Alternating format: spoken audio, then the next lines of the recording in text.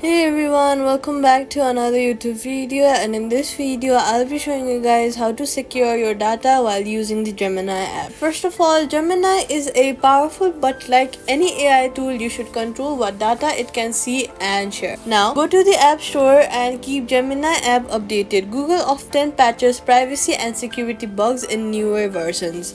Now, first of all, open your settings and then go to privacy and security. After that, go to tracking and toggle the allow apps to request to track off. This blocks Gemini from sharing your activity across the apps. Now, go to settings and then Gemini on iPhone. Check permissions that are enabled. Camera, microphone, photo. Turn off any you do not need.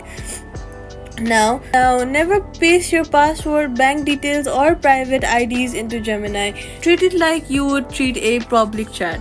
Now, inside